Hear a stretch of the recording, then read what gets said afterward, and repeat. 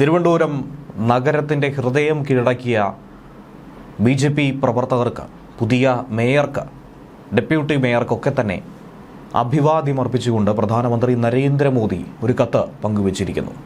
തങ്കലിപിയിൽ തന്നെ കൊത്തിവെക്കപ്പെടേണ്ടത്, ചരിത്രത്തിൻ്റെ ഹൃദയത്തിൽ ഇടം നേടിയിരിക്കുന്നത്. അങ്ങനെ എണ്ണിയാലൊടുങ്ങാത്ത അഭിനന്ദനം തന്നെയാണ് പ്രധാനമന്ത്രി നരേന്ദ്രമോദി പങ്കുവച്ചിരിക്കുന്നത്. ഈ സാഹചര്യത്തിൽ പുതിയ മേയർ അഡ്വക്കേറ്റ് VV രാജേഷ് എത്രത്തോളം മാതൃകയാണ്, പുതുതലമുറയ്ക്ക് എന്തൊക്കെ കാര്യങ്ങൾ അദ്ദേഹത്തിൽ നിന്നും പഠിക്കാനുണ്ട്, ഒരു രാഷ്ട്രീയ പ്രവർത്തകൻ എങ്ങനെയാകണം എന്നുള്ള ഉത്തമ മാതൃക എന്നതടക്കമുള്ള പ്രശംസ പല കോണിൽ നിന്നും പലരും ഉയർത്തുന്നുണ്ട്. കാരണം ചുമതല ഏറ്റെടുത്ത് ഒരാഴ്ച പിന്നിടുന്ന സാഹചര്യത്തിൽ പലവിധ വിഷയങ്ങൾ തിരുവനന്തപുരം മേയർക്ക് മുന്നിലേക്കെത്തി, വിവാദ വിഷയങ്ങളുണ്ടായി, വൻ രാഷ്ട്രീയ കയ്യാങ്കളിക്കെത്തുന്ന രീതിയിലുള്ള സംഭവങ്ങളുണ്ടായെങ്കിൽ പോലും അതിനെയൊക്കെ തന്നെ തന്മയത്വത്തോടുകൂടി, വളരെ പക്വതയോടുകൂടി കൈകാര്യം ചെയ്തിരിക്കുന്നു. എതിരാളികളെ വെല്ലുവിളിക്കാതെ ഒപ്പം നിർത്തിക്കൊണ്ടുപോയി ജനങ്ങൾക്ക് വികസന മാതൃകകൾ സൃഷ്ടിക്കാനും ജനോപകാരപ്രദമായിട്ടുള്ള നടപടികൾ സ്വീകരിക്കാനുമുള്ള ഉത്തമ മാതൃകയായി നിലവിലെ മേയർ മാറിയിരിക്കുന്നു. മുൻ മേയറെ അപേക്ഷിച്ച് എന്തൊക്കെ വ്യത്യാസമുണ്ട് എന്നുള്ളത് ഓരോരുത്തരും എടുത്തു പറയുന്ന വിഷയമാണ്. രാഷ്ട്രീയ ഭേദമന്യേ എങ്ങനെ ആയിരിക്കണം ഒരു ജനപ്രതിനിധി എന്നതിൻ്റെ വ്യക്തമായ മാതൃകയാണ് നിലവിലെ Thiruvananthapuram corporation mayor VV Rajesh എന്നാണ് ഏവരും ചൂണ്ടിക്കാണിക്കുന്നത്. അത്തരത്തിലൊരു തുറന്ന കത്താണ് കേരള ടൂറിസം വകുപ്പ് മുൻ ഡെപ്യൂട്ടി ഡയറക്ടറായിട്ടുള്ള പ്രശാന്ത് വാസുദേവ് നായർ പങ്കുവച്ചിരിക്കുന്നത്. അദ്ദേഹത്തിൻ്റെ ഈ കുറിപ്പ് സൈബറിടത്ത് ഏറെ ശ്രദ്ധ നേടുന്നുണ്ട്. നിരവധി ആളുകൾ ഇതിനെ അനുകൂലിച്ച് രംഗത്ത് വരുന്നുണ്ട്. VV രാജേഷിൻ്റെ മാധ്യമ ഇടപെടലുകൾ കണ്ട് മുൻപ് പലപ്പോഴും പ്രശംസിച്ചു, ഇപ്പോൾ പ്രശംസിക്കാൻ ഒരുങ്ങുമ്പോഴും ഉള്ളിൽ ആശങ്കയുണ്ടെന്നും നാളെ ഈ പ്രശംസ ഒരുപക്ഷെ വിമർശനത്തിന് പോലും വഴിമാറിയേക്കുമെന്ന് പറഞ്ഞുകൂടിയാണ് ഈ കത്ത് ആരംഭിക്കുന്നത്. അദ്ദേഹം എടുത്തുകാട്ടുന്നത് എങ്ങനെയാണ് മാധ്യമപ്രവർത്തകരെ VV രാജേഷ് കൈകാര്യം ചെയ്യുന്നത്, അവർക്ക് മറുപടി നൽകുന്നത്, ഒരു വിഷയത്തെക്കുറിച്ച് സംസാരിക്കുന്നത്.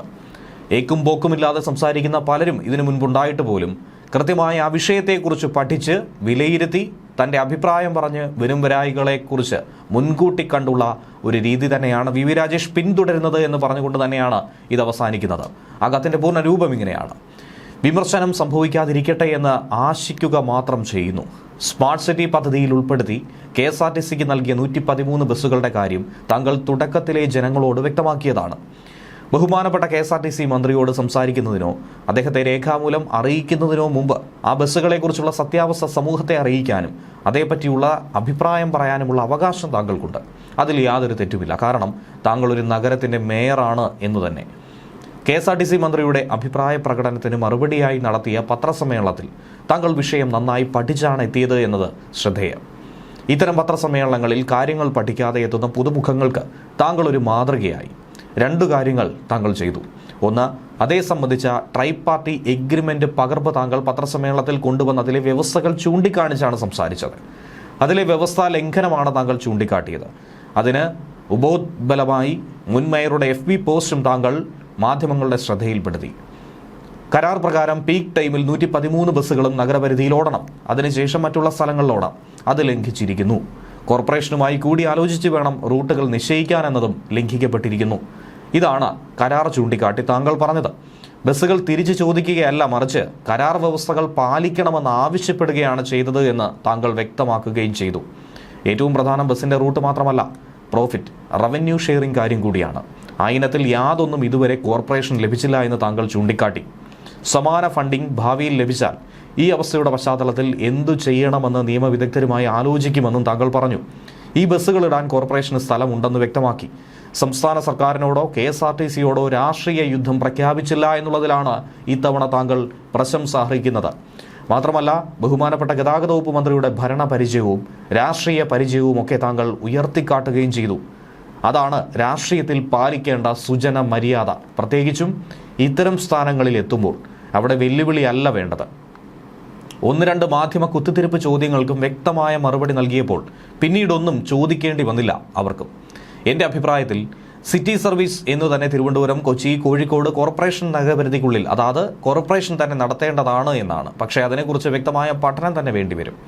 പ്രത്യേകിച്ചും സാമ്പത്തിക വിഷയത്തിലും കോർപ്പറേഷൻ അതിൻ്റെ ഓപ്പറേഷന് വേണ്ടി വരുന്ന സംവിധാനത്തിലും ആ ദിശയിൽ ഒരു ചർച്ച നടക്കാൻ കൂടി. ഈ വിഷയം കാരണമാകട്ടെ എന്ന് ആശിക്കുന്നു. മറ്റൊരു കാര്യം കൂടി, ഇതുപോലെ പാലിക്കപ്പെടാത്ത ധാരാളം കരാറുകൾ കോർപ്പറേഷനിലെ മേശപ്പുറങ്ങളിൽ ദീർഘകാലം ആലസ്യത്തിലാവും. എല്ലാത്തിനെയും ഒന്ന് ഉണർത്തിയെടുത്താൽ പല കരാർ ലംഘനങ്ങളും വ്യക്തമാകും. മേയർ പോലൊരു പദവിയിലെത്തുമ്പോൾ വ്യക്തി കെട്ടിലും മട്ടിലും മാറണമെന്ന് ഞാൻ എഴുതിയിരുന്നു. അക്കാര്യത്തിലും സന്തോഷമുണ്ട്. ഇത് മേയർ ഭക്തിയോ രാജേഷ് ഭക്തിയോ ഒന്നും തന്നെയല്ല. കാര്യങ്ങൾ നേർവഴിക്ക് ചലിക്കട്ടെ. നഗരഭരണയന്ത്രം ഞങ്ങൾ നഗരവാസികളുടെ അഭിവൃദ്ധിക്കായി ചലിക്കുക തന്നെ വേണം. നഗരത്തിനുള്ളത് നഗരത്തിന്, സംസ്ഥാനത്തിനുള്ളത് സംസ്ഥാനത്തിന്. നിറയട്ടെ പോസിറ്റിവിറ്റി പുതുവർഷത്തിലുമെന്ന് ആശംസിച്ചുകൊണ്ടാണ് ഈ കത്ത് അവസാനിക്കുന്നത്. ഈ കത്ത് നിലവിൽ വലിയ ചർച്ചകൾക്ക് വിധേയമായി മാറിയിരിക്കുകയാണ്.